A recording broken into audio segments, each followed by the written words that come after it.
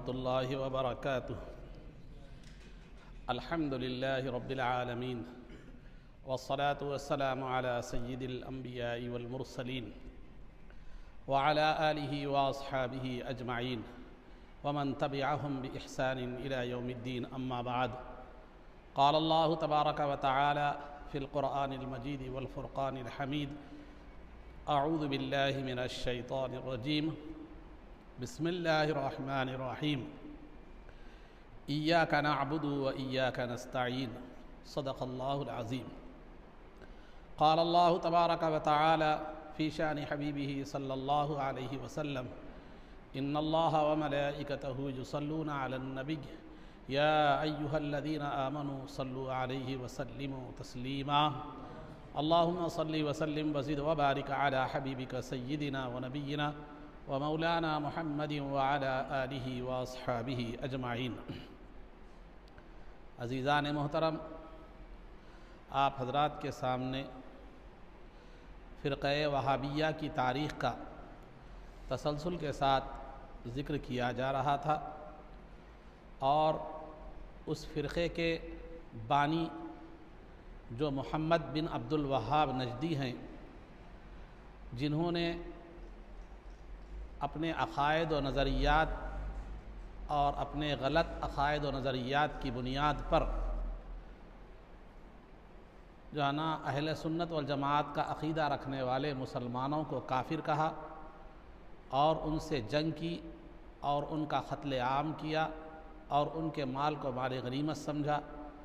یہ تمام تر تفصیلات اور تاریخ جو ہے نا دلائل کے ساتھ، حوالوں کے ساتھ آپ حضرات کے سامنے پیچھے آ چکا ہے، اور ان کے عقائد و نظریات جن کی بنیاد پر انہوں نے اہل سنت والجماعت کو کافر قرار دیا اور پھر ان سے جنگ کو جائز قرار دیا اور ان کے مال کو مال غنیمت، یعنی جو کفار سے جنگ کے بعد کفار کا جو مال ہوتا ہے مال غنیمت کہلاتا ہے، تو وہ مال غنیمت کی طرح قرار دیا، اس کو لوٹنا جائز قرار دیا. انہی عقائد و نظریات کا ذکر کیا جا رہا تھا. سب سے پہلے وسیلے کے بارے میں ان کے غلط عقائد و نظریات کا ذکر کیا گیا، پھر دلائل بھی پیش کیے گئے، اور پھر جو ہے نا اہل سنت کا کیا عقیدہ ہے وسیلے کے بارے میں وہ ذکر کیا گیا اور اس کے دلائل پیش کیے گئے. پھر شفاعت کے بارے میں ان کا کیا غلط نظریہ ہے، اس نظریے کو پیش کیا گیا اور اس کا رد کیا گیا، اور پھر اہل سنت والجماعت کا شفاعت کے بارے میں کیا نظریہ ہے، کیا عقیدہ ہے، اس کے دلائل بھی پیش کیے گئے. آج جو تیسرا جو چیز ہے ان کا غلط عقائد اور نظریات میں سے ایک جو ہے نا غلط عقیدہ اور نظریہ جو ہے وہ استغاثہ اور استمداد ہے. یہ دو عربی کے الفاظ ہیں، استغاثہ اور استمداد. استغاثہ کہتے ہیں، دونوں کے معنی ایک ہی ہیں. استغاثہ اور استمداد یہ دونوں کے معنی ہیں مدد طلب کرنا. استغاثہ اور استمداد یہ دونوں کے معنی کیا ہے؟ مدد طلب کرنے کے ہیں. اب رہا جہاں تک اللہ رب العزت سے مدد طلب کرنا ہے، اس میں کسی مسلمان کو اختلاف نہیں ہے، بلکہ قرآن میں جو ہے نا قرآن حدیث میں کئی مقام پر اس کا تذکرہ ہے اور اس میں کسی کو اختلاف بھی نہیں ہے. اللہ رب العزت سے مدد طلب کرنا یہ ایک عبادت بھی ہے اور اس میں کسی کو اختلاف بھی نہیں ہے. اب رہا مخلوق سے مدد طلب کرنا.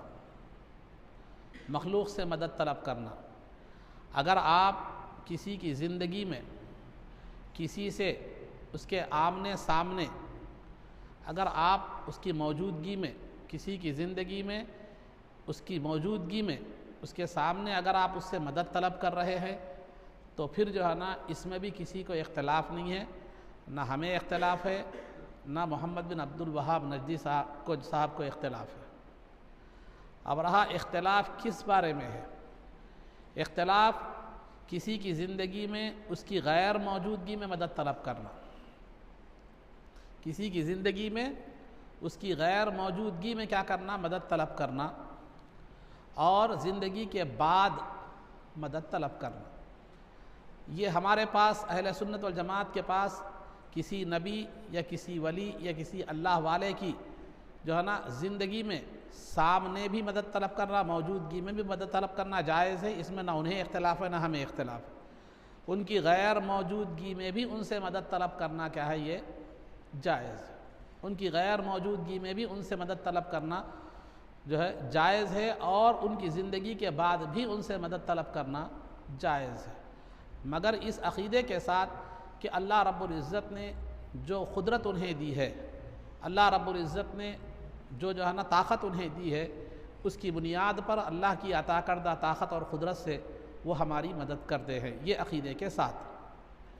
اور یہاں ایک بات یاد رکھیے، آپ کو ضروری بات بتلاتا چلوں، بعض ہمارے اہل سنت و جماعت کے حضرات غلط فہمی کا شکار ہے، وہ سرکار کا علم غیب ہو یا انبیاء کا علم غیب ہو یا اولیاء کا علم غیب ہو یا سرکار کی قدرت ہو یا اولیاء کی قدرت ہو یا جس کی بھی قدرت ہو، یہ جو ہے اللہ نے انہیں قدرت عطا کی ہے تو اللہ نے انہیں اپنی پوری قدرت یا اپنا پورا علم عطا نہیں کیا، اللہ نے انہیں اپنی پوری قدرت اور پورا علم عطا جو ہے نا نہیں کیا۔ اب جو ہے نا اب آپ پوری جو ہے نا عطا نہیں کیا، عطا جو ہے نا وہ اللہ نے انہیں جو علم، سرکار کا علم غیب کا معاملہ ہو یا قدرت کا کسی کا بھی معاملہ ہو، اللہ نے جو مخلوق کو عطا کیا ہے اس کی صلاحیت، اس کی حیثیت کے مطابق عطا کیا ہے۔ سرکار کو سب سے زیادہ علم و قدرت حاصل ہے، اس کے بعد انبیاء کو، اس کے بعد صحابہ اولیاء جو مراتب کے لحاظ سے ہے، لیکن اللہ اور سرکار ہو یا کوئی بھی ہو مخلوق، سرکار ہو یا مخلوق کا علم ہو یا قدرت ہو، اس معاملے میں ایک سمجھانے کے لیے میں آپ کو مثال دیتا ہوں کہ اللہ کے علم و قدرت کی مثال سمندر کی طرح ہے۔ سمجھانے کے لیے مثال دے رہا ہوں، ورنہ سمندر بھی محدود ہوتا ہے، اللہ کا علم محدود نہیں ہے، لامحدود ہے، یہ مثال سمجھنے کے لیے میں آپ کو دے رہا ہوں۔ تو اللہ کے علم اور اس کی قدرت کی مثال سمندر کی طرح ہے، اور سرکار کے علم اور اللہ نے سرکار کو جو قدرت دی ہے اس کی مثال سمندر میں کوئی چڑیا جو ہے نا منہ ڈال دے تو اس کے منہ میں جو قطرہ پانی آتا ہے وہ قطرے کی مقدار ہے، وہ قطرے کی مقدار۔ اللہ کا علم سمندر ہے تو سرکار کا علم قطرہ ہے، اللہ کا علم، اللہ کی قدرت جو ہے نا سمندر ہے تو سرکار کی قدرت وہ قطرہ ہے۔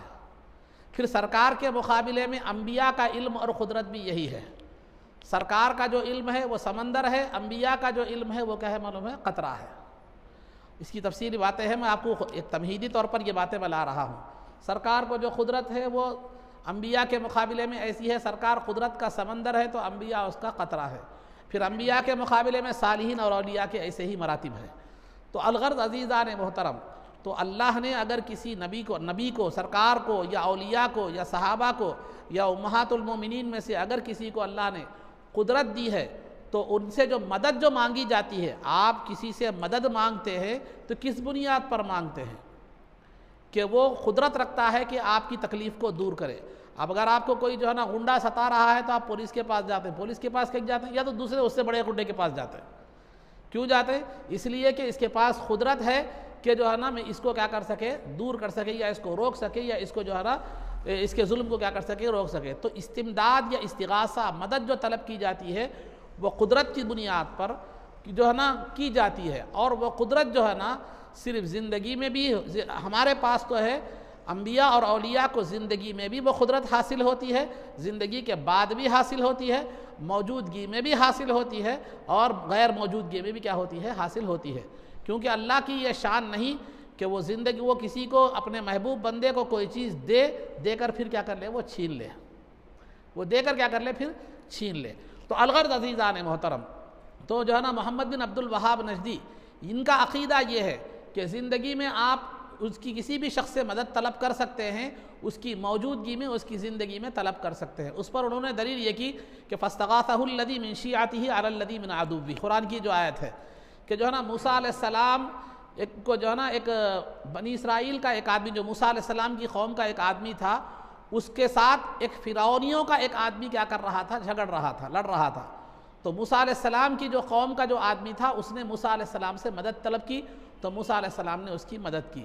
تو لہذا قرآن میں مدد طلب کرنے کا ذکر ہے، اور اس نے جو مدد طلب کی موسیٰ علیہ السلام کو، موسیٰ علیہ السلام باحیات تھے، اور جو ہے نا وہ قدرت رکھتے تھے کہ اس کی کیا کرے، جو ہے نا مدد کرے، اور وہاں موجود تھے۔ اسی لیے یہ جائز ہے کہ اگر آپ کسی سے، اللہ کے علاوہ کسی سے مدد طلب کر رہے ہیں تو وہ زندہ ہو اور موجود ہو مدد کرنے کی قدرت رکھتا ہے، تو پھر کیا کر سکتے ہیں آپ اس سے مدد طلب کر سکتے ہیں۔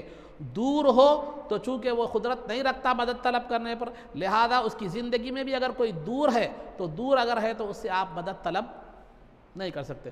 زندگی کے بعد تو ان کے پاس قدرت ختم ہی ہو جاتی ہے گویا کہ، تو جو ہے نا وہ زندگی کے بعد تو وہ مدد طلب ہی نہیں کر سکتے۔ تو یہ ہے ہمارے پاس اللہ نے جسے قدرت دی ہے اس کو زندگی میں بھی طلب کر سکتے ہیں، اسے مدد طلب کر سکتے ہیں، زندگی میں موجودگی میں بھی کر سکتے ہیں، غیر موجودگی میں بھی کرتے ہیں، زندگی کے جو ہے نا بعد بھی کر سکتے ہیں۔ یہ عقیدہ ہے ہمارے اور ان کے درمیان فرق۔ اب خیر زندگی میں تو ہمارا ان کا کوئی اختلاف نہیں ہے، اس میں دلیل دینے کی ضرورت جو ہے نا وہ نہیں ہے۔ قدرت کی جہاں تک اب دور رہنے کی صورت میں، زندگی میں ہی دور رہنے کی صورت میں چونکہ قدرت نہیں ہوتی آدمی کو مدد کرنے کی، لہذا اس سے آپ مدد طلب نہیں کر سکتے۔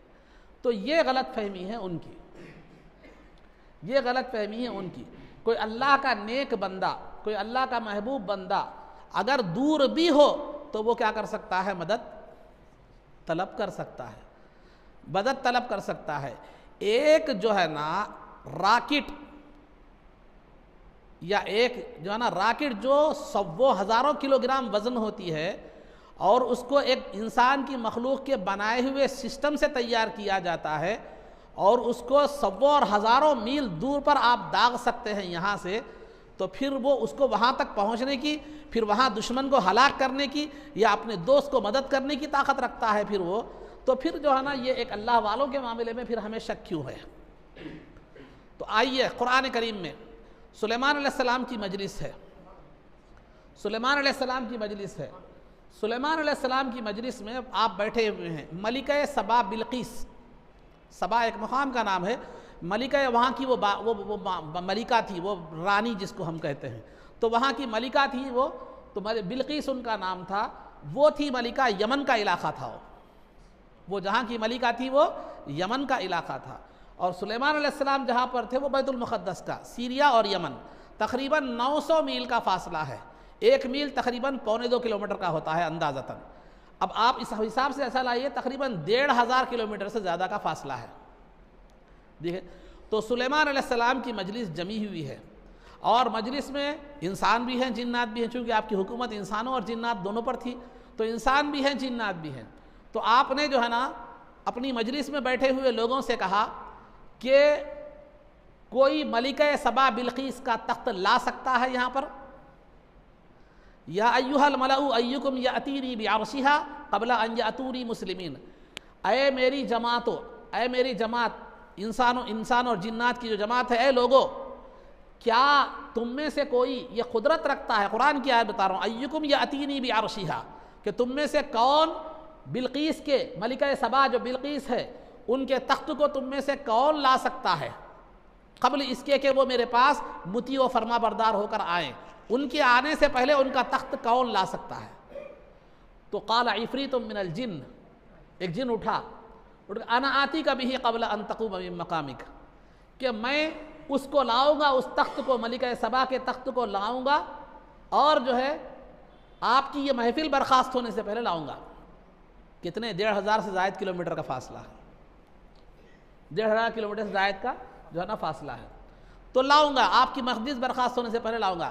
لیکن سلیمان علیہ السلام اس سے بھی جلد چاہتے تھے کہ اس کو حاضر کر دیا جائے، تو پھر اسی قرآن میں آگے کہا جاتا ہے قال الذی عنده علم من الکتاب انا آتیک بہ قبل ان یرتد الیک طرفک، کہ جو ہے نا اس شخص نے جس کو اللہ نے کتاب کا علم دیا تھا، انہوں نے کہا کہ اے سلیمان علیہ السلام، میں پلک جھپکنے سے پہلے کیا کرتا ہوں، وہ ملکہ سبا کا تخت آپ کے سامنے پیش کروں گا۔ چنانچہ انہوں پیش بھی کر دیا۔ جب پیش کرے، قال الذی عنده علم من الکتاب انا آتیک بہ قبل ان یرتد الیک طرفک فلما رآہ مستقرا، کہ جب سلیمان علیہ السلام نے تخت کو موجود پایا تو قال ھذا من فضل ربی، کہا کہ یہ میرے رب کا فضل ہے، یہ میرے رب کا فضل ہے۔ تو یہاں جن نے کہا تھا کہ مجلس برخاست ہونے سے پہلے کیا کروں گا، میں وہ تخت لاؤں گا، اور تخت کتنی دور ہے؟ 900 میل، تقریباً 1500 کلومیٹر سے زائد، اور تخت کیسا تھا؟ چھوٹا موٹا نہیں تھا، وہ تخت اتنا وزنی تھا، اس کو اٹھانے کے 40 جو ہے نا 40 گز لمبا اور 40 گز چوڑا تھا. اس کو اٹھانے کے لیے ایک پہلوانوں کی جماعت درکار تھی. اتنا وزنی تخت اتنی دور سے جو ہے نا لانا تھا. تو لہذا آصف بن برقیہ نے، یہ جو کون تھے، یہ آصف بن برقیہ تھے، سلیمان علیہ السلام کے امت کے اولیاء میں سے تھے. تو لہذا آصف بن برقیہ نے اس تخت کو جو ہے نا وہاں سے ایک پلک جھپکنے کی مقدار میں کیا کر دیا، وہ حاضر کر دیا.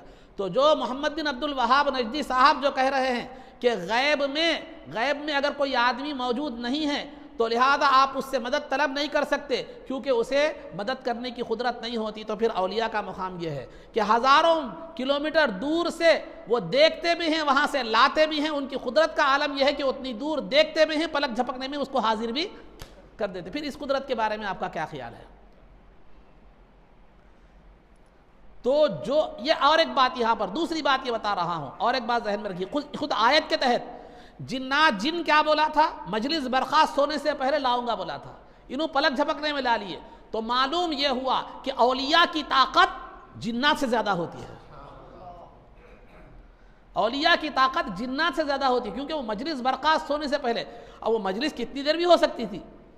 خیر مان لیجئے ایک آدھے گھنٹے کی، 1 گھنٹے کی، جو بھی ہے مجلس، جتنی بھی مجلس، تو ان مجلس برخاست ہونے کا وقت لیا تھا، لیکن انہوں نے اتنا وقت بھی نہیں لیا. تو مطلب یہ ہوا کہ اللہ کے جو ولی ہوتے ہیں ان کے پاس جنات سے زیادہ طاقت ہوتی ہے. اب میں سمجھتا ہوں محمد بن عبد الوہاب نجدی صاحب کو جن کے بارے میں یہ اختلاف نہیں ہوگا کہ اگر کوئی جن مشرق میں رہ کر مغرب کے آدمی کی مدد کر سکتا ہے، شمال میں رہ کر جنوب سے آدمی کی مدد کر سکتا ہے، ان بارے میں سمجھتا ہوں ان کو بھی اختلاف نہیں ہوگا. تو پھر جب جن کے بارے میں اختلاف نہیں ہے، اس کی طاقت کے بارے میں اختلاف نہیں ہے، تو اللہ کے ولی کے پاس تو اس سے زیادہ طاقت ہوتی ہے، پھر اس کے بارے میں اختلاف کیوں؟ کیونکہ جن کے بارے میں آپ بھی کوئی بھی بدعقیدہ ہوں دے، کوئی بھی کوئی بھی عقیدے رکھنے والا ہوں دے، اگر اس سے پوچھے مغرب میں رہ کر کوئی جن جو ہے نا مشرق والے کو جو ہے نا کچھ مدد پہنچا سکتا ہے یا اس کو نقصان پہنچا سکتا ہے یا کچھ بھی کر سکتا ہے، تو ان میں بلا شبہ ہو سکتا ہے. کیوں؟ جنات ہے، ویسا کہیں بھی جا سکتا ہو. شیطان کو بھی آپ کی شیطان کی طاقت پر بھی ایمان ہے، لیکن اولیاء کی طاقت پر ایمان نہیں. تو قرآن کہتا ہے کہ ولی کی طاقت جنات سے زیادہ ہوتی ہے. وہ تو جن تو مسلمان تھا، شیطان کی طاقت تو اس سے بھی کمزور ہوتی ہے.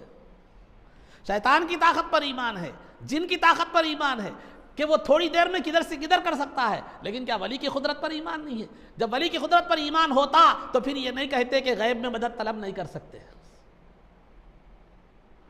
غیب میں مدد طلب نہیں کر سکتے. تو معلوم یہ ہوا کہ جنات کی اس میں تو جو ہے ایک ایمان ہے، پھر سے بھروسہ ہے، لیکن ولی کے اس پر یہ نہیں ہے. یہ ایک ہر ایک کی بس کی بات نہیں ہے، یہ توفیق ہونا. تو بہرحال تو جو ہے نا غیب میں بھی اگر کوئی ولی اللہ کا، 20 واقعات ہیں اس بارے میں، لیکن مختصر وقت میں آپ کو مختصر ایک مثال دیتا ہوا جا رہا ہوں. 20 واقعات ہیں ایسے بزرگان دین کی زندگی میں گئے تو غوث پاک کی کشتی کا واقعہ آپ کے سامنے موجود ہے. غوث پاک کی کشتی کا واقعہ آپ کے سامنے موجود ہے. ایسے 20 واقعات ہیں. میں ان سب کی طرف نہیں جا رہا ہوں، پھر ایک مثال میں آپ کے سامنے دے رہا ہوں. تو اس آیت سے میں یہ ثابت کرنا، اور ایک بات مسلمہ ہے، کسی کو اس میں اختلاف نہیں ہے، انبیاء میں سب سے افضل ذات رسول پاک صلی اللہ علیہ وسلم کی، اس میں کوئی بھی عقیدے والے کو اختلاف نہیں. اور سرکار کی امت سب امتوں میں افضل ہے. کنتم خیر امت، قرآن کہہ رہا ہے کہ سرکار کی امت تم تمام امتوں میں سب سے بہتر امت ہو. اور یہ بات بھی یقینی ہے کہ سرکار کی امت کے اولیاء جو ہے نا تمام امتوں کے اولیاء سے افضل ہیں. بلکہ سرکار نے خود فرمایا علماء امتی کا انبیاء بنی اسرائیل، میری امت کے علماء بنی اسرائیل کے انبیاء کی طرح ہوں گے. مطلب نبی نہیں ہوں گے، نہیں، بلکہ مرتبہ اور مقام ایسا ہوگا. ایک عظمت بتانے کے لیے ہے. مطلب یہ نہیں کہ اس امت کے علماء نبی ہو گئے، یہ مطلب نہیں ہے. تو لہذا سرکار کی امت کہ امتی بھی افضل، امت بھی افضل، اور اولیاء بھی افضل. تو جب سلیمان علیہ السلام کے ایک امتی، ایک اللہ کے ایک ولی، سلیمان علیہ السلام کی امت کے ولی کا حال یہ ہے کہ وہ ہزاروں میل دور تک اس کی قدرت اور قوت کا اس کا جو ہے نا ہے. وہ تو ایک وقت پڑ گیا تھا، ہو سکتا ہے اتنی ہی قدرت ہو، یہ بھی ضروری نہیں ہے، بلکہ اس سے زیادہ بھی ہو. لانا وہ تخت کو تھا، یہاں قدرت کا ظہور ہوا، ہو سکتا ہے اس سے بھی زیادہ قدرت ان کی ہو. تو جب ایک سلیمان علیہ السلام کی امت کے ایک ولی کا یہ معاملہ ہے، تو پھر سرکار کی امت کے اولیاء کے بارے میں شک کیوں ہے؟ سرکار کی امت کے اولیاء کے بارے میں شک کیوں ہے؟ اور جب قرآن سے یہ ثابت ہے، ٹھیک ہے امت کے اولیاء کے بارے میں شک ہوگا کیونکہ آپ کا کنیکشن ٹھیک نہیں ہے، ٹھیک ہے قرآن تو کہہ رہا ہے نا، قرآن کی آیت کا ترجمہ کون سی بھی کتاب میں کسی کی بھی تفسیر میں پڑھ لیجئے، جن بولا تھا مجلس برخاست ہونے سے پہلے لاؤں گا، اللہ کے ولی نے فرما دیا پلک جھپکنے کی اتنی دیر میں لاؤں گا۔ آپ خود کامن سینس سے غور کر لیجئے کس کی قدرت زیادہ ہے۔ ان بولا تھا لاؤں گا بلکہ یا بلا کر لا کے رکھ دیے رو۔ زیادہ تفسیر وہ تو وہ مفسر کا قول ہے، وہ محدث کا قول ہے، نہیں، خالی قرآن کی آیت سامنے رکھی ہے۔ تو جب اولیاء کو جنات سے زیادہ اولیاء کی قدرت ہوتی ہے تو پھر ان کی قدرت کے بارے میں کیا ہے؟ تو پھر غیب اور حاضر کا کوئی مطلب ہی نہیں ہے، موجودگی اور غیر موجودگی کا کوئی مطلب ہی نہیں ہے۔ ان کی قدرت موجودگی میں بھی ویسے ہی ہوتی ہے، غیب میں بھی ویسے ہی ہوتی ہے۔ اولیاء کی زندگی میں سینکڑوں ہزاروں لاکھوں واقعات ایسے ملتے ہیں ہمیں، ان کا میں تفصیلی طور پر تذکرہ نہیں کروں۔ یہ تو ایک قدرت کی بات ہو گئی۔ زندگی میں بھی خلاصہ کیا نکلا؟ سرکار ہو یا اولیاء، یہ تو ولی کی بات تھی، پھر سرکار کا امتی کی بات تھی، اب سرکار کا معاملہ کیا ہے؟ سرکار کا معاملہ کیا ہے؟ آئیے پھر ایک جو ہے نا اور ایک واقعہ،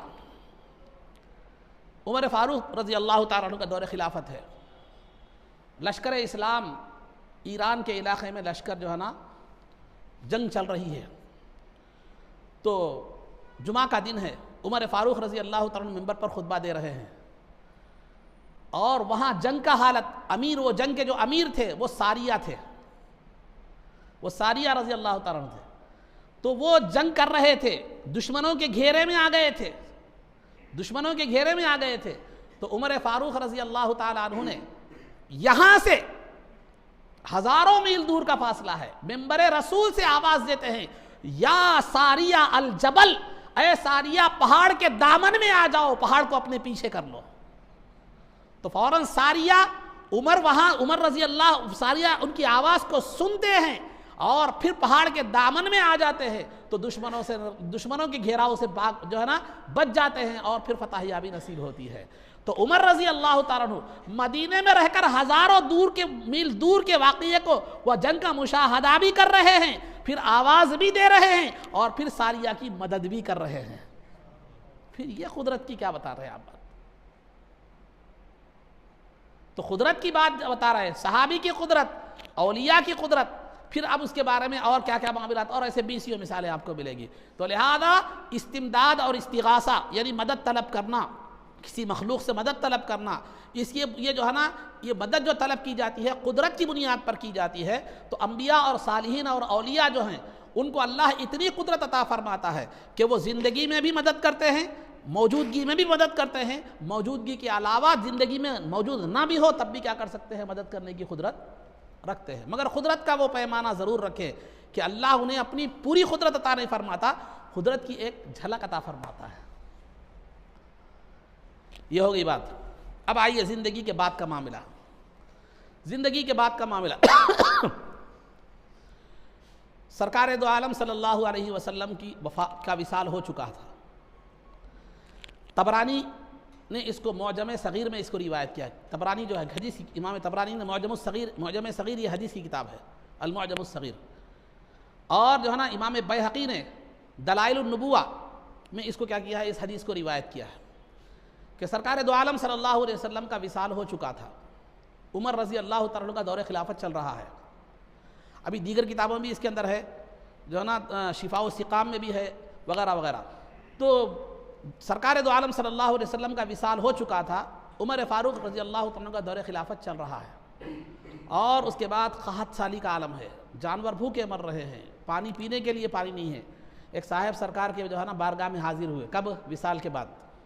عمر فاروق رضی اللہ تعالیٰ کا دور خلافت میں تو کم سے کم بھی اگر مانیں گے تو 2.5-3 سال کی بات ہے، کیونکہ ابو بکر صدیق رضی اللہ تعالیٰ کا دور خلافت تقریباً 2.5 سال تھا۔ اب عمر فاروق رضی اللہ تعالیٰ کے دور خلافت میں کس میں واقع ہوا یہ ابھی جو ہے نا اس کی وضاحت نہیں ملی، تو کم از کم بھی مانیں گے تو 2.5-3 سال کے بعد کا واقعہ ہے سرکار کے وصال کے۔ تو عزیزان محترم، تو آیا وہ آدمی، وہ صاحب جو بھی تھے، آئے سرکار کی بارگاہ میں، آئے، آ کر حاضر ہو کر عرض کیا کہ یا رسول اللہ استسقی اللہ، جو ہے نا لوگ پیاسے مر رہے ہیں، جانور بھوکے مر رہے ہیں، اللہ سے بارش کی دعا کیجیے۔ کہے کہ انہوں نہیں کر سکتے تھے مسجد نبوی میں جا کے؟ اللہ سے ڈائریکٹ طلب نہیں کر سکتے تھے؟ شریعت میں تو باضابطہ صلاۃ الاستسقاء کے نام سے باضابطہ بارش کے لیے نماز بھی ہے، سرکار نے بھی پڑھی، صحابہ نے بھی پڑھی، تو پڑھ سکتے تھے، وہ بھی ہے یہ بھی ہے، ایک کی وجہ سے دوسرے کا انکار نہیں ہے۔ صلاۃ استسقاء بھی پڑھ سکتے ہیں آپ، یہ موقع میسر ہو جائے کہ سرکار کی بارگاہ میں معاملہ پیش کرنے کی بات آ جائے تو پھر وہ بھی بڑی سعادت مندی کی بات ہے۔ ہم یہ نہیں کہتے کہ اب یہ عام طور پر ایک مزاج کیا بن رہا ہے، تو سرکار دو تین باتیں ہیں آپ عام طور پر جو ہے نا، سرکار نماز بتائے تھے، نماز پڑھ لینا تھا یا کہیں کو آئے، ایک بات یہ۔ دوسرا، سرکار اور صحابہ کرے تھے کیا یہ کام، یہ بہت کامن جو ہے نا دلیل ہے، سرکار صحابہ کرے تھے کیا؟ ایک حدیث یا کسی صحابی کا قول یا کسی کا بھی ایسا قول بتلا دیجئے کہ سرکار یا صحابہ نے جو کام نہ کیا ہو وہ کرنا جائز نہیں ہے۔ کوئی بھی اپنا بنایا ہوا قاعدہ ہے۔ ہاں، قرآن سے یہ بات معلوم ہے، ما آتاکم الرسول فخذوہ وما نہاکم عنہ فانتہوا، رسول جو تمہیں دے وہ لے لو، جس سے منع کرے اس سے رک جاؤ۔ منع کردہ چیز سے رکنا ہے، نہیں کرے سو چیز رکنا کہاں ہے؟ سرکار صحابہ کرے تھے کیا یہ کام؟ کامن بات ہے، سرکار کے زمانے میں نہیں، صحابہ کے زمانے میں نہیں، لہذا درست نہیں ہے۔ ارے یہ قاعدہ کہاں سے لا لیے؟ کون سے محدث نے بیان کیا؟ میں بھی ایک جو ہے نا طالب علم ہوں، اگر کسی کو معلوم ہے تو یہ قاعدہ بتائیے کسی مستند کتاب سے، مستند حدیث سے۔ تو بہرحال یہ ایک ضمنی بات تھی۔ تو وہ آئے سرکار کی بارگاہ میں آ گئی، یا رسول اللہ استسقِ اللہ، اللہ سے جو ہے نا وہ کیجئے، دعا کیجئے کہ اللہ تعالیٰ بارش برسائے۔ تو ہوا کیا؟ سرکار دو عالم صلی اللہ علیہ وسلم کا خواب میں دیدار ہوا، اور حدیث میں ہے سرکار نے خود فرمایا، من رآنی فی المنام فقد رأى الحق، کہ جس نے مجھے خواب میں دیکھا اس نے حق ہی کو دیکھا، مجھ ہی کو دیکھا۔ فإن الشیطان لا يتمثل بی، کہ شیطان میری شکل و صورت بنا کر نہ زندگی میں آ سکتا ہے نہ خواب میں آ سکتا ہے، کیونکہ اسے یہ قدرت ہی نہیں ہے کہ ہر شکل و صورت اختیار کر سکتا ہے۔ مصطفیٰ جان رحمت کی شکل و صورت اختیار نہیں کر سکتا، کیونکہ اللہ نے شکل کے معاملے میں بھی سرکار کو جو ہے نا شرکت سے پاک رکھا ہے۔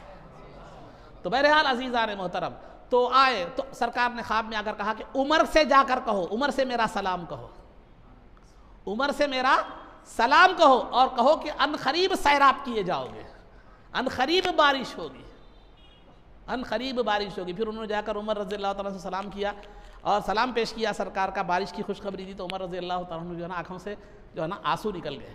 تو بہرحال عزیزان محترم، زندگی کے بعد مدد طلب کرنا سرکار کی بارگاہ میں، اور سرکار کا سننا پھر جواب دینا، ایسے بھی واقعات ہیں کہ سرکار نے خواب میں آ کر نہیں بلکہ وہیں پر جواب بھی مل گیا، ایسے بھی واقعات ہیں۔ ہر ایک کو ہر ایک کی حیثیت سے بات کی جاتی ہے، ہر ایک کو ہر ایک کی حیثیت سے کیا کی جاتی ہے، وہاں بات کی جاتی ہے۔ کسی کو خواب میں آ کر بتلاتے ہیں، کسی کو جو ہے نا بیداری میں ہی کیا کر دیتے ہیں، آواز سنا دیتے ہیں۔ ایسے واقعات بھی بے شمار ہیں، مگر جو حدیث کی میں مختصر بتا رہا ہوں یہ ایک۔ تو عزیزان محترم، تو پھر سرکار کی زندگی کے بعد بھی سرکار سے مدد طلب کرنا، صلاۃ الاستسقاء تھی، یقیناً وہ بھی ہے، وہ بھی پڑھ سکتے ہیں سرکار کی بارگاہ میں، یہ بھی جائز ہے وہ بھی جائز ہے۔ کہیں کو دو چیزیں ایک ساتھ جائز نہیں ہو سکتی، دو چیزیں ایک ساتھ جائز نہیں ہوتی۔ دعوت میں 10 کھانے ایک ساتھ کھا لے رہا، میٹھا کھٹا سب ملا کے کھا لے رہا، وہاں جائز ہو جا رہی۔ یا دو جائز چیزیں ایک ساتھ جمع نہیں ہو سکتی، یہ ہے تو وہ کہیں کو، وہ ہے تو یہ کہیں کو۔ پیٹ کو ڈسٹ بین بنا دے رہا، مگر یاد رکھے تو احتیاط کی بات ہے۔ تو جائز چیزیں یہ بھی ہو سکتی۔ صلاۃ نماز استسقاء پڑھنے کا حکم ہے، اس کا مطلب یہ نہیں ہے کہ سرکار سے مدد نہیں مانگ سکتے، یہ مطلب کہاں ہے، یہ مفہوم مخالف کا کہاں سے نکالنا شروع ہو گیا۔ تو الغرض یہ سرکار کا معاملہ تھا۔ اور ایک روایت ہے، امام بخاری کی یہ کتاب ہے الادب المفرد، الادب المفرد، جو احادیث کو انہوں نے جمع کیا ہے، لیکن وہ سعودی سے چھپی ہوئی مت لیجئے، کیونکہ اس میں بہت سی حدیثیں غائب ہیں جو اہل سنت کے عقیدے سے تعلق رکھتی ہے۔ ادب المفرد پرانا نسخہ آپ اٹھا کر دیکھیے، اس میں آپ کو پوری کتابیں ملے گی، پوری حدیثیں ملیں گی۔ جو سعودی سے چھپی ہوئی ہے اس میں کئی حدیثیں غائب بھی ہیں۔ تو بہرحال الادب المفرد امام بخاری کی کتاب ہے، جس میں انہوں نے بخاری کے علاوہ بھی احادیث، کیونکہ بخاری میں 6000 مقررات سب ملائے تو 8-10,000 9,000 کی تھوڑے ہزاروں کی تعداد میں آپ نے ذکر کیا ہے۔ حدیثیں کتنی یاد تھی؟ لاکھوں میں یاد تھی۔ تو بخاری میں نہیں ہے تو مطلب یہ نہیں کہ وہ حدیث نہیں ہے، نہیں، امام بخاری کی خود کئی لاکھوں حدیثیں انہیں یاد تھی۔ الادب المفرد میں آپ نے ان کی ایک کتاب ہے، اس میں انہوں نے کیا ہے اس واقعے کو ذکر کیا ہے۔ ابن عمر جو صحابی رسول ہیں، عبداللہ ابن عمر رضی اللہ تعالیٰ عنہ کا پیر سند ہو گیا تھا، پیر سند ہو گیا تھا، تو کسی نے مشورہ دیا کہ آپ جس سے سب سے زیادہ محبت کرتے ہیں اس کو کیا کیجئے، آپ ان کو یاد کیجئے، ان کو یاد کیجئے۔ تو روایت میں 2 الفاظ ہیں کہ عبداللہ ابن عمر رضی اللہ تعالیٰ عنہ نے کہا یا محمد، یا محمد، اے محمد صلی اللہ علیہ وسلم۔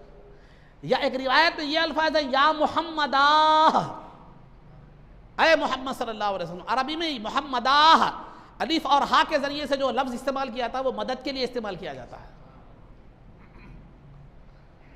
یا محمدو کہے ایک روایت میں ہے، یہ کون؟ امام بخاری کی۔ تو ایک روایت میں یا محمدو ہے اور ایک روایت میں یا محمدہ ہے، تو دونوں میں کیا معنی میں فرق ہے؟ یا محمدو کے معنی اے محمد صلی اللہ علیہ وسلم، یا محمدہ کے معنی اے محمد صلی اللہ علیہ وسلم میری مدد فرمائیے، میری مدد فرمائیے۔ تو لہذا عزیزان محترم وہ فوراً وہ پیر کا جو سن تھا وہ ختم ہو گیا۔ تو یہاں 2 باتیں معلوم ہوئی، جو آج کہتے ہیں کہ سرکار کو یا محمد کہنا درست نہیں ہے، زندگی میں کہہ سکتے تھے، زندگی کی بات نہیں، تو پھر صحابی رسول پر کیا فتویٰ لگاؤ گے؟ پھر دوسرا، زندگی کے بعد مدد طلب نہیں کر سکتے تو پھر صحابی رسول پہ کیا فتویٰ لگاؤ گے؟ ایسی اور 20 مثالیں بھی ہیں، ائمہ سے بھی ثابت ہے اور اہل بیت سے بھی ایسی مثالیں ثابت ہیں۔ میں ایک مثال دے رہا ہوں، ایک مثال دے رہا ہوں۔ تو پھر زندگی کے بعد بھی سرکار دو عالم صلی اللہ علیہ وسلم سے مدد طلب کرنا۔ اب آئیے آئندہ آنے والا جو واقعہ ہے میں انہی کی کتابوں سے بتا رہا ہوں۔ ایک میں آپ کو تھوڑا تمہیدی طور پر آنے والے واقعے سے پہلے تھوڑی تمہید بتاتا ہوں۔ ایک سید احمد بریلوی ہیں نام، وہ تقریباً ان کی وفات 1256 میں ہجری میں ہوئی۔ تو سید احمد بریلوی ان کا نام ہے۔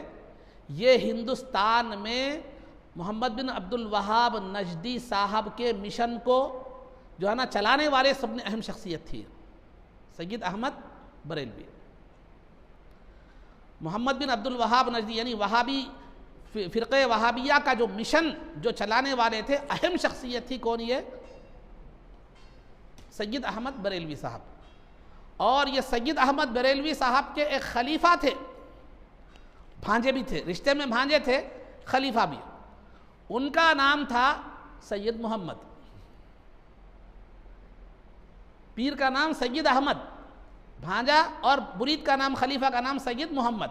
سید محمد اپنے پیر سید احمد کی سوانح حیات اپنی ان کی زندگی پر ایک کتاب لکھتے ہیں۔ وہ کتاب کا نام ہے مخزن احمدی۔ وہ کتاب کا نام ہے مخزن ہوتے خزانے کو، مخزن احمدی۔ تو مخزن احمدی کا مطلب یہ اپنے پیر جو سید احمد بریلوی ہیں ان کی زندگی کے حالات پورے لکھے۔ اس میں انہوں نے ایک واقعہ لکھا ہے۔ کیا واقعہ لکھا ہے؟ واقعہ یہ لکھا ہے کہ ہم جو ہے نا جا رہے تھے، سفر کر رہے تھے، ایک جماعت کی شکل میں، ایک قافلے کی شکل میں سفر کر رہے تھے۔ تو ہمارا جو ہے نا رات کی تقریباً آدھی رات گزر گئی تھی۔ تو ہم آدھی رات کے وقت مقام صرف پر پہنچے جہاں حضرت میمونہ رضی اللہ تعالی عنہا کا مزار اقدس ہے، ام المؤمنین سرکار دو عالم صلی اللہ علیہ وسلم کی زوجہ مطہرہ میمونہ رضی اللہ تعالی عنہا کا مزار اقدس ہے وہاں پر۔ تو وہاں پر ہم کیا کیے، پڑاؤ کیے، ہمارے ساتھ کھانے پینے کی کوئی چیزیں جو ہے نا نہیں تھی۔ تو لہٰذا رات میں جب میں سویا، آنکھ کھلی میری تو مجھے بے انتہا بھوک لگنے لگی، شدت سے بھوک لگنے لگی۔ بھوک کی وجہ سے کیا ہو گیا، میں نڈھال ہو گیا۔ تو میں نے وہاں قافلے والوں سے جا کر سب سے کچھ کھانے کے لیے دریافت کیا، تو کسی کے پاس سے بھی کھانے کے لیے کچھ نہیں ملا۔ آخر میں بھوک کی وجہ سے میں بے قرار ہو کر کیا کیا، میمونہ رضی اللہ تعالیٰ عنہ کے مزار پر گیا۔ مزار پر جا کر آگے اور سنیے، سورہ فاتحہ پڑھ کر میں نے اس کا ثواب انہیں پہنچایا، سورہ فاتحہ پڑھ کر ان کا ثواب انہیں پہنچایا۔ یہ جتنے بھی مکاتب فکر، جتنے بھی فرقے بنے اس میں پورے ہمارے سنیات سے، یاد رکھو آپ یقین نہیں آ رہا تو تحقیق کر لو آپ، کیونکہ جتنی بھی فرقے ہیں ان کا تعلق زیادہ سے زیادہ خلفاء کے دور سے ہے یا سرکار کی زندگی کے بعد سے ہے۔ ہمارا تعلق سرکار سے ہے۔ ہمارے جو ہے نا، آپ 2 باتیں ضمناً علم اضافے کے لیے یاد رکھیے۔ ہر فرقے کا کوئی بانی ہے لیکن اہل سنت کا کوئی بانی، تحریک کا بانی ہو سکتا ہے، فرقے کا بانی نہیں ہے کوئی۔ تحریک مختلف تحریکیں نکلی ہیں اہل سنت جماعت میں، ہر ایک کے اس کے بانی ہیں، یہ تحریک کے بانی ہیں، فرقے کے بانی نہیں۔ پھر ہمارے فرقے کے بانی محمد رسول اللہ صلی اللہ علیہ وسلم۔ ایک بات بنیادی طور پر اہل سنت کے حق ہونے کی علامت، جس کے بانی سرکار دو عالم صلی اللہ علیہ وسلم ہو، پھر ان کے حق ہونے کے بارے میں کوئی وہ نہیں ہے۔ اور دوسرا، جتنے بھی اولیاء نکلے ہیں وہ اہل سنت والجماعت میں نکلے ہیں۔ تو یہ بات نہ شیعہ میں نکلے، نہ خوارج میں نکلے، نہ معتزلہ میں نکلے، نہ جبریہ میں نکلے، نہ قدریہ میں نکلے، نہ احمدیہ میں نکلے، کسی میں بھی کوئی ولی نہیں نکلا۔ آج تک تاریخ شاہد ہے جتنے بھی نکلے اہل سنت والجماعت میں نکلے۔ اگر کوئی فرقہ بعد میں آ کر یہ کہتا ہے 100 سال 200 سال پہلے آ کر کہ اہل سنت غلط ہے، تو پھر پورے اولیاء کو غلط بول رہا ہو، کیونکہ اس کے پیدا ہونے سے پہلے بھی یہ لوگ موجود تھے، ولایت کی شکل میں موجود تھے۔ اور جتنے بھی اولیاء پیدا ہوئے اہل سنت والجماعت میں ہے، تو یہ اہل سنت کے خدا کی بارگاہ میں مقبول ہونے کی بھی یہ علامت ہے، کیونکہ ولی ہر کوئی نہیں بنتا، جو خدا کی بارگاہ میں مقبول ہوتا ہے وہی ولی بنتا ہے، جس کی کوششیں اللہ کی بارگاہ میں مقبول ہوتی ہیں وہی ولی بنتا ہے۔ تو اہل سنت بھی حق، ان کی کوششیں بھی حق، اور اولیاء بھی، صراط مستقیم کا جو ایک کڑی ہے اولیاء، وہ بھی اہل سنت میں ہی ہے۔ تو بہرحال ایک ضمنی بات، تو وہ ابو میمونہ رضی اللہ تعالیٰ عنہ کی وہ سورہ فاتحہ کی بات آئی تو میں ادھر نکل گیا، تو سورہ فاتحہ پڑھ کے میں نے ان کا ثواب ایصال کیا، کر کے کہا دادی جان، کیونکہ یہ سید تھے نا، سید ہے تو پھر سرکار کیا ہو گئے، جو ہے دادا، ایک دادا کا درجہ ہو گیا، تو یہ دادی جان ہو گئی۔ کون؟ میمونہ رضی اللہ تعالیٰ عنہ جو ام المومنین ہے۔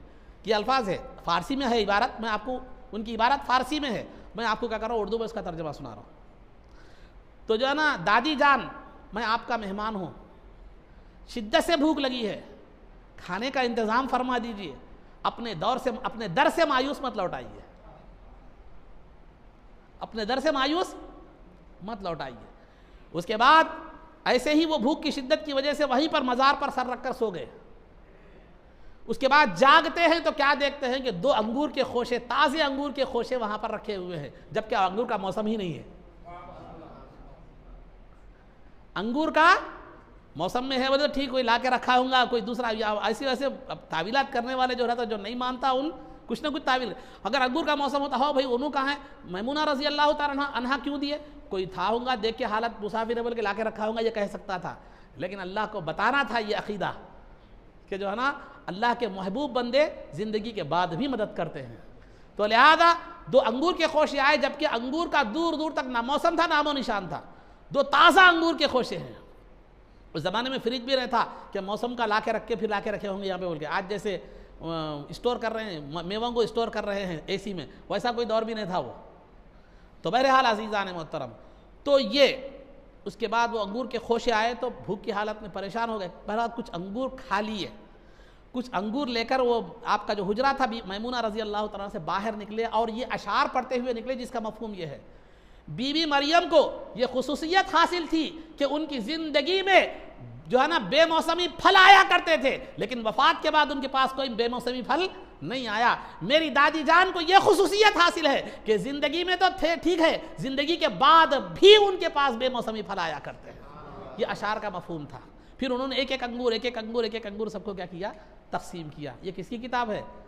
محمد بن عبد الوہاب نجدی کے ماننے والے، ان کا مشن چلانے والے اور ان کے سلسلے سے رکھنے والے، تعلق رکھنے والے لوگوں نے یہ روایت بیان کی ہے کہ میمونہ رضی اللہ تعالی عنہ نے زندگی کے بعد بھی ان کی مدد کی، ان کی بھوک کا کی جو ہے نا بجانے کا، ان کی شکم سیری کا جو ہے نا انتظام کیا۔ تو عزیزان محترم، یہ کئی ایسی بیسیوں جو ہے نا مثالیں اولیاء سے بھی ثابت ہیں، لیکن میں نے بتایا ہے کہ وقت کی کمی کی وجہ سے ایک ایک مثال میں آپ کو دے رہا ہوں، اور اگر طلب کی نیت سے، خوش عقیدی کی نیت سے اگر دیکھا جائے تو پھر یہ مثالیں کافی ہے، ورنہ اگر ماننا نہ چاہے تو آپ کچھ بھی بولو وہی جو ہے نا نہیں مانتے، سمجھے؟ تو بہرحال نہیں ماننے والے قرآن و حدیث سے ہی اپنی دلیل لیے سو ہیں، نہیں ماننے کی دلیل بھی انہوں نے قرآن و غلام احمد قادیانی نے اپنی دلیل قرآن سے لی ہے، نہیں ماننا تو دور کی بات ہے، قرآن سے ہی دلیل بھی لی ہے۔ تو بہرحال عزیزان محترم، تو بتانا یہ مقصود ہے، آخری میں خلاصہ کلام یہ ہے کہ انبیاء ہو، اولیاء ہو، صحابہ ہو، اہل بیت ہو، امہات المؤمنین ہو، ان سے زندگی میں بھی، موجودگی میں بھی، غیر موجودگی میں بھی ان سے مدد طلب کر سکتے ہیں، اور زندگی کے بعد بھی ان سے مدد طلب کر سکتے ہیں۔ اللہ رب العزت کی عطا کردہ قدرت سے وہ جو ہے نا مدد کر سکتے ہیں، لیکن یہ بات بھی ذہن رکھیے کہ اللہ نے انہیں اپنی پوری قدرت عطا نہیں کی۔ اللہ کی قدرت اور ان کی قدرت کے درمیان وہی نسبت ہے جو سمندر اور خطرے کو ہے، سمندر اور جو ہے نا خطرے کو ہے، کہ اللہ کی قدرت ذاتی ہے، اس کو کسی نے عطا نہیں کی۔ ان کی جو قدرت ہے اللہ کی عطا کردہ ہے۔ اللہ کی قدرت لامحدود ہے، اس کی کوئی حد نہیں ہے، ان کی قدرت محدود ہے۔ اللہ کی قدرت سمندر ہے، میں سمندر مثال کے طور پر دے رہا ہوں، ورنہ سمندر بھی محدود ہے۔ اللہ کی قدرت سمندر ہے تو پھر ان کی قدرت جو ہے نا سمندر میں کا خطرہ ہے، یہ خطرہ ہے۔ تو یہ بات کو پیش نظر رکھیے۔ اس عقیدے کے ساتھ اگر ہم جو ہے نا اگر کسی اللہ کے ولی سے مخلوق سمجھ کر، اللہ کا بندہ سمجھ کر، خدا کی دی ہوئی قدرت اور طاقت کا عقیدہ رکھتے ہوئے اگر ہم کسی سے مدد طلب کرتے ہیں تو نہ یہ گمراہی ہے، نہ یہ شرک ہے، اور اس کو شرک کہنا یا شرک کی طرف لے جانے والا راستہ کہنا یہ بلا ضرورت جو ہے نا غیر ضروری یہ تکلف ہے، اور علم سے دوری کی علامت ہے اور جہالت کی علامت ہے۔ یہ چند باتیں تھیں جو آپ کے سامنے محمد بن عبد الوہاب نجدی صاحب کے جو عقائد تھے، نظریات تھے، جن کی بنیاد پر انہوں نے کئی مسلمانوں کو کافر قرار دیا اور قتل عام کیا، ان کے مال کو مال غنیمت سمجھ کر لوٹا۔ ان میں سے ایک عقیدہ مسئلہ استغاثہ و استمداد کا بھی ہے، استغاثہ اور جو ہے نا داد کا بھی ہے۔ اور عام طور پر یہ آیت لیتی ہے ایاک نعبد و ایاک نستعین، ہم تیری ہی عبادت کرتے ہیں اور تجھ ہی سے مدد طلب کرتے ہیں۔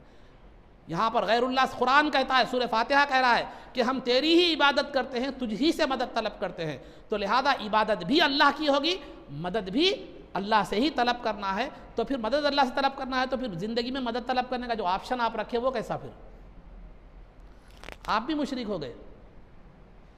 زندگی میں ہو، موجودگی میں ہو، غیر موجودگی میں ہو، زندگی کے بعد ہو، ہر جگہ مدد طلب کر رہے ہیں آپ۔ قرآن کی آیت اگر آپ مان رہے ہیں وہی مفہوم ہے، جس طرح عبادت صرف اللہ کی ہوتی ہے، مدد بھی صرف اور صرف اللہ سے طلب کرنا ہے، سواء زندگی میں بھی، زندگی کی موجودگی میں بھی، غیر موجودگی میں، زندگی کے بعد بھی مدد طلب کرنا غیر سے، مخلوق سے، پھر یہ آیت کے مخالف ہے۔ تو مطلب الگ ہے۔ عربی میں ایک واو ہوتا، واو جو آتا ہے وہ مغایرت کو بتانے کے لیے، الگ الگ بتانے کے لیے آتا ہے۔ جیسے مثال کے طور پر عبداللہ آیا اور عبد الرحمن آیا، تو عبداللہ الگ ہے، عبد الرحمن الگ ہے، آنے میں تو دونوں شریک ہیں، لیکن عبد الرحمن الگ ہے، عبداللہ الگ ہے۔ تو ایاک نعبد و ایاک نستعین، تو عبادت الگ ہے، مدد الگ ہے۔ تو لہذا عبادت صرف اللہ کی ہونی چاہیے، مدد اللہ ہی کی ہونی چاہیے، اللہ کے ساتھ اس کے بندوں کی بھی مدد طلب کر سکتے ہیں، لیکن بشرط مخلوق، باقاعدہ مخلوق۔ تو لہذا عزیزان محترم، تو یہ آیت کا جو ہے نا مفہوم تھوڑا سا سمجھنے میں غلط فہمی ہو گئی ہے، غلط فہمی ہوتی، بسا اوقات شیطانی وسوسوں کا شکار ہو جاتا ہے انسان، لیکن جو ہے نا ایک الگ بات ہے۔ تو عبادت الگ چیز ہے، مدد ایک الگ چیز ہے۔ عبادت میں غیر کا احتمال ہے ہی نہیں، وہاں پر مدد میں غیر کا بھی احتمال ہے، تھوڑے سے فرق کے ساتھ، خالق اور مخلوق کے فرق کو ملحوظ رکھتے ہوئے۔ ورنہ اگر مدد بھی صرف اللہ ہی کی ہونا اگر یہ مان لیا جائے تو ہر چیز، جیسے عبادت غیر اللہ کی کرنا شرک ہے، مدد بھی اللہ کے علاوہ کسی سے طلب کرنا یہ بھی کیا ہے معلوم ہے، شرک بن جائے گا، خواہ وہ زندگی میں ہو، زندگی کے بعد ہو، قریب سے ہو یا دور سے ہو۔ تو بہرحال یہ مدد کا معاملہ مطلق نہیں ہے، بلکہ کچھ قیودات کے ساتھ ہے، کچھ تفصیلات کے ساتھ ہے۔ عبادت کے معاملے میں نو کمپرومائز، وہ صرف اللہ ہی کی ہوتی ہے عبادت۔ سرکار کی بھی عبادت نہیں ہوتی، انبیاء کی بھی نہیں ہوتی، اولیاء کی بھی نہیں ہوتی، عبادت کسی کی نہیں ہوتی، عبادت معبود کی ہوتی ہے، اور معبود سوائے اللہ کے ذات کے اور کوئی نہیں ہے۔ تو الغرض عزیزان محترم، یہ چند باتیں تھیں جو آپ حضرات کے سامنے ان کے عقائد کے حوالے سے ذکر کی گئی۔ انشاءاللہ آگے پھر علماء کے دوران ان کا کیا مقام تھا، محمد بن عبد الوہاب نجدی کے صاحب کے تعلق سے علماء کی کیا رائے تھی، علماء کا کیا جو ہے نا تأثر تھا، انشاءاللہ وہ آگے جو ہے نا آپ کے سامنے بیان جو ہے نا کیا جائے گا، کیونکہ اہل علم کا تأثر بھی کیا ہوتا ہے، ایک معنی جو ہے نا رکھتا ہے۔ تو الغرض یہ چند باتیں تھیں جو آپ کے سامنے جو ہے نا ذکر کی گئی۔ اب چونکہ مسائل بھی تھے، آداب بھی تھے، لیکن گفتگو اس قدر نکل گئی کہ جو ہے نا بات باقی وہ جو ہے نا مسائل کے لیے وقت باقی نہیں رہا۔ انشاءاللہ پھر اس کو آگے کیا کیا جائے گا، بیان کیا جائے گا۔ اللہ رب العزت سے دعا ہے کہ جو کچھ بھی کہا گیا ہے اس پر عمل کی توفیق رفیق عطا فرما، عزت و عافیت کی زندگی دے اور ایمان پر ہمارا خاتمہ فرما، رسول پاک صلی اللہ علیہ وسلم کے قدموں میں ہمارا حشر فرما، آپ کی شفاعت عظمیٰ سے ہم کو بہرور فرما، آپ کے دست مبارک سے جام کوثر پینا نصیب فرما، جنت میں آپ کی غلامی معیت و رفاقت نصیب فرما، حق کہنے، حق سننے اور حق پر عمل کرنے کی توفیق عطا فرما۔ صلی اللہ تعالی وسلم علی خیر خلقہ سیدنا محمد و آلہ و صحبہ اجمعین برحمتک یا ارحم الراحمین والحمد للہ رب العالمین۔